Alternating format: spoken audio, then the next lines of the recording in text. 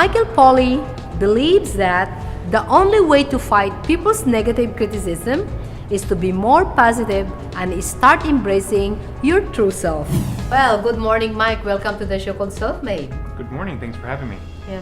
You know, it's so amazing listening to your personal story at the event. So share with us, when you were a kid, how you able to understand who you are? Well, that was honestly truly a struggle for me. I was actually adopted into a family of 5'7" people, and I'm 6'2". So I stuck out in my own way from a very early child. It made me kind of make my own way in life. It forced me to be a little bit tougher. You said you were adopted. Do you know that right away? I knew that from a very young age. My family is my family. My mother was my mother. I could not ask for a better family to have adopted me. You always feel a little bit different. On top of that, being gay made me feel even twice as different. And then how you come out also being an LGBT to your family? Oh, I still remember the day I came out to my mom. There was a gentleman in the US named Matthew Shepard. He was a young man who had been taken from a bar and tied to a fence and beaten to death for being gay. This was back, I would think, in the mid-90s, I think. My mother and I were watching that on television, and she said, "Oh, that poor gay man, he didn't deserve that just because he was gay." I saw that as my out. That was my way in, rather. That was how I was going to tell her. So I said, "Geez, Mom, I'm glad you feel that way because," and then she interrupted me. So after my third attempt, I just blurted it out. And I said, "Oh my God, I'm glad you feel that way because I'm gay." But after about 2 minutes, she looked at me and she goes, "Yeah, I always knew that." And from that day on, I felt accepted by my family. How about when you already shared it to your parents? How you also open it to the public? So believe it or not, Rebecca, today is really for my first true day of ever opening up to the public, which is probably why I was so nervous. I've not been in the closet. I've been proud of the fact that I'm gay, but I've never really been out there or pushed it. This year, the last couple of years since working with Teletech, I've really felt the ability to be more proud. So my Facebook has the gay pride colors. There's pictures of my partner with me in my Facebook. So I've definitely felt more empowered.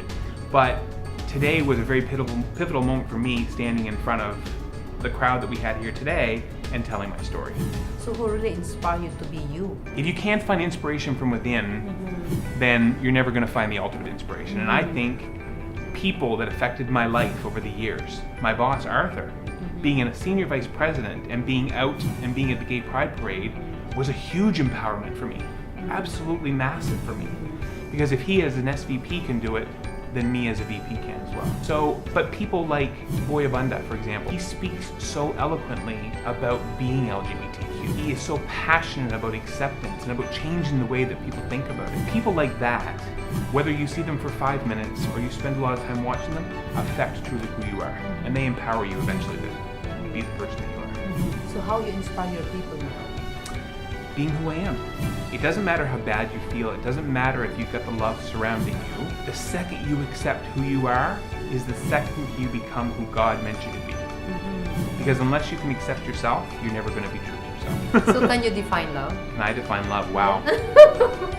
I was a lost soul many years ago, and I don't think if you had asked me then if I could define love, I could tell you what it was. I remember the day that I met my partner, and we became friends, and we were only friends. So I pursued him, and luckily, it didn't take much persuasion.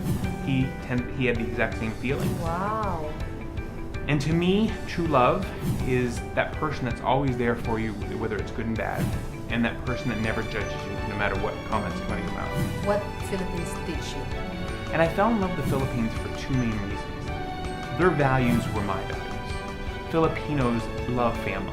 And my family means the world. And Filipinos love music.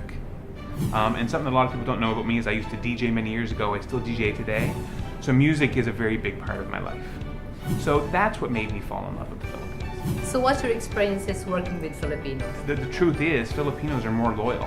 And give them enough for them to respect me back, they'll go to the ends of the world for you. The passion that they have every single day is inspiring to me. What do you think Filipinos should change to be a better country? To become a first world country? I think that the people need to really promote who they truly are. And what I mean by that is, I don't think the world sees the Philippines maybe as a third world country, but there's a first world attitude here. It doesn't matter how you're brought up or what you've had in life, but many of my friends have a first world attitude, which means they can do it and they'll get it done. And they did that because they have the drive to do it. But I just think they need to encourage each other. They need to give each other a hand up rather than a hand out.